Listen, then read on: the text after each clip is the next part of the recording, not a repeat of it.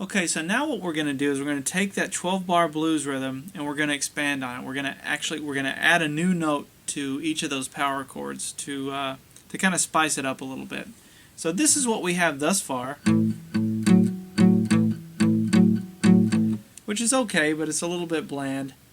To make that sound a little bit more interesting, what I'm going to do is I'm going to take my pinky and I'm going to push down on the 4th string, 5th fret, to create a G note, which will sound like this. And if you'll remember, the only movement that's really happening is on the 4th string. So we were kind of dancing back and forth between the E and the F sharp, like that. Now what we're going to do is we're going to add this G note into the mix, and this is what we're going to try and achieve.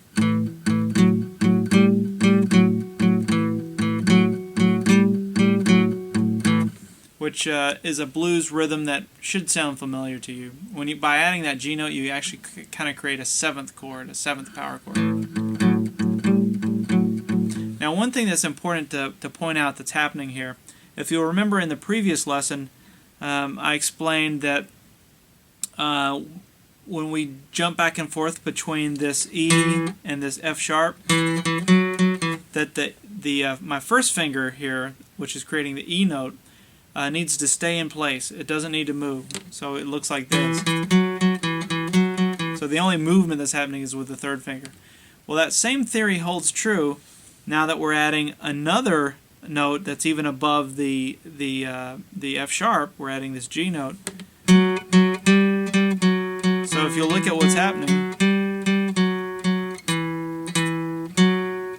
as you add a note that's higher than the previous note, the previous note, or the finger that's making the previous note, stays in place. So it looks like this.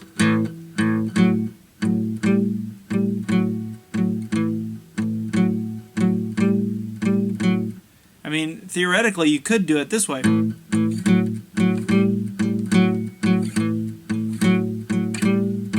But you can see how much work that would be to do it that way.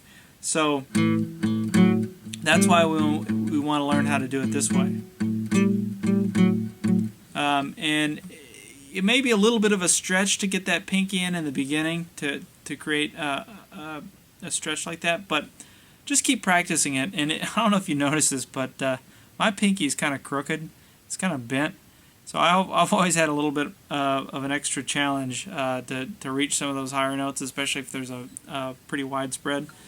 But if I can do it, I guess my point is if I can do it, anybody can do it. Trust me. So so just kind of keep practicing that. And that is what just by adding that one note there, you get it makes that blues rhythm really kind of come to life. Now, so that's what the A part sounds like. So now let's learn the D part. And if you remember, this is what we were doing before. Well, it's the same thing. It's the exact same riff that we just learned, but it's moved up a string. So instead of playing this, so what we were doing before is we were bouncing back and forth between the A and the B. Now we're going to push down on the 5th fret 3rd string to create a C note.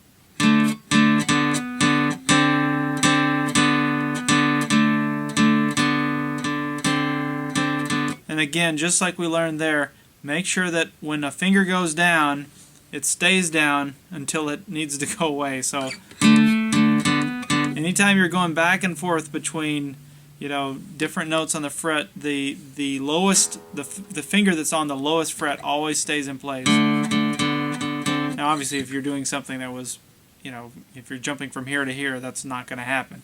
Your hand is only so wide, but in these ranges, you definitely would want to keep it there.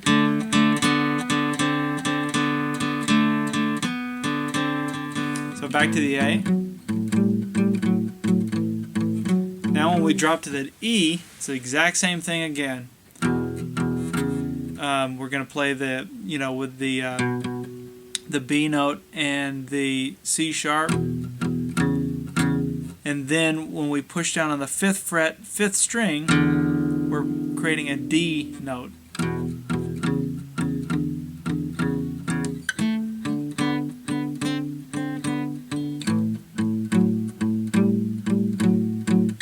And that is how you get that sound. So now what I'm going to do is I'm going to go ahead and play along with the jam track so you can see how this should sound all together.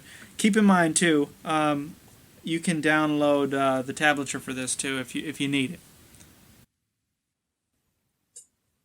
Remember to palm mute this riff as well, just like we did in the other one.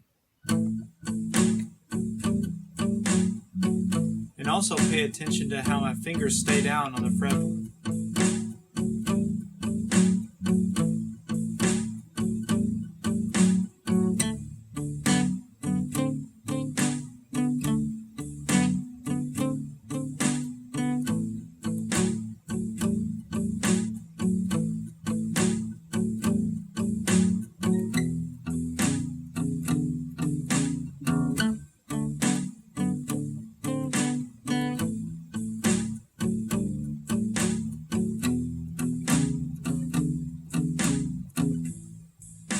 Now, one thing that'll probably be your biggest challenge in this one will be doing the turnaround, so going from the E back to the D and making that sound fluid. This is the good thing about this this little 12-bar blues riff, is that it's pretty slow in tempo. It's, you know, somewhere around there.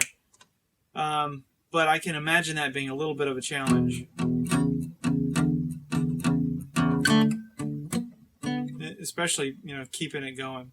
So keep practicing that if you get stuck with that part or any of these parts, and make sure you download the jam tracks and play along with them, and the tablature too as well if you need it. So in our next lesson, what we're going to do is we're going to take that same riff and we're going to add a couple of extra notes and spice it up even more.